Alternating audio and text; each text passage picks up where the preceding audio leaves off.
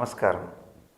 మీరు చాలామంది మాకు నరదృష్టి ఉందండి, విపరీతమైనటువంటి నరదృష్టి వల్ల మాకు సంకల్పించిన పనులన్నీ కూడా బాగా పూర్తి అవ్వాల్సిన పనులు కూడా పూర్తి కావడం లేదు, బాగా కష్టంగా ఉంది అని చెప్పేటువంటి వారు ఈ యొక్క పూజని మీరు కనుక చేసుకున్నట్టయితే తప్పకుండా మీకు నరదృష్టి తొలగడం, మీకు ఆనందమైనటువంటి జీవితం ఏర్పడడం జరుగుతుంది. ముందుగా దీనికి కావాల్సినటువంటి విధానం ఎలా చేయాలో తెలుసుకుందాం.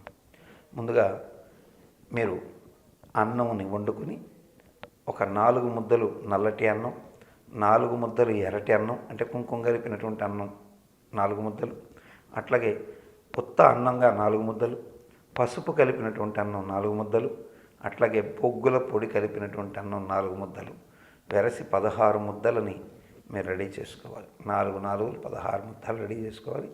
అట్లాగే ఒక టెంకాయ, అట్లాగే కొద్దిగా ఒక నిమ్మకాయ, తర్వాత కొద్దిగా ఎండుమిర్చి, ఉప్పు, ఒక గుమ్మడికాయ, అట్లాగే ఇవన్నీ రెడీ చేసుకున్న తర్వాత మీరు ముందుగా గుమ్మడికాయలో పైన ఒక చిన్న దాన్ని తొలగించి, పై భాగాన్ని తొలగించి దానికి ఒక రంధ్రం ఏర్పాటు చేసి అందులో పసుపు సున్నము కలిపితే వచ్చినటువంటి ఎర్రటి ముద్ద, చక్కగా అంత పసుపు తీసుకొని అంత సున్నం వేసి కొద్దిగా నీళ్ళు వేసి కలిపితే ముద్ద తయారైపోతుంది. మంచి ఎరుపు వర్ణంలో, కెంపు వర్ణంలో వచ్చేస్తుంది. అలా వచ్చినటువంటి ఆ ముద్దని ఈ గుమ్మడికాయలో వేసి బాగా కలిపి, ఆ తర్వాత కొద్దిగా నవధాన్యాలన్నీ కలిపినటువంటివన్నీ కలిపి ఒక పిడికెడు నవధాన్యాలు అందులో వేసి మూత పెట్టేసి, ఆ తర్వాత దాన్ని ముందు పెట్టుకొని కర్పూరం కొద్దిగా దాని మీద పెట్టేసి, ఒక కొబ్బరికాయ కూడా కొద్దిగా కర్పూరం పెట్టి పక్కన పెట్టుకోవాలి. ఇవన్నీ పెట్టుకున్న తర్వాత తూర్పు ముఖంగా కూర్చుని ఓం శ్రీం హ్రీం క్లీం కృష్ణాయ గోవిందాయ గోపీజన వల్లభాయ పరాయ పరమపురుషాయ పరమాత్మనే పరకర్మ మంత్ర యంత్ర తంత్ర ఔషధ అస్త్ర శస్త్రాణి సంహర సంహర వాక్ దృష్టిదోష సంహర సంహర మృత్యో మోచయ మోచయ ఆయుం వర్ధయ వర్ధయ శత్రూన్ నాశయ నాశయ.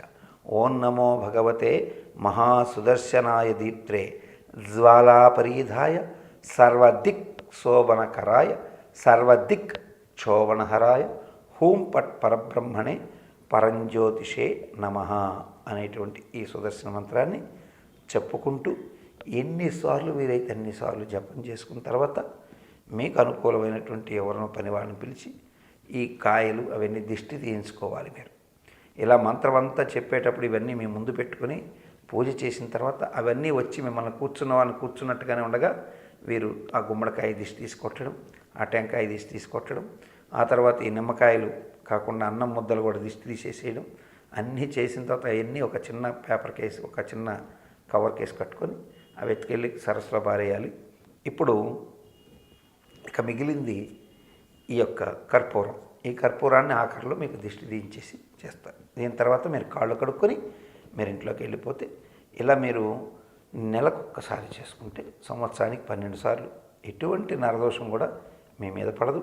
తప్పకుండా మీకు మంచి జరుగుతుంది. సర్వేజన సుఖినో భవంతు. ఇలాంటి మరిన్ని ఇంట్రెస్టింగ్ వీడియోస్ చూడాలనుకుంటే మా ఛానల్ని సబ్స్క్రైబ్ చేసుకోండి.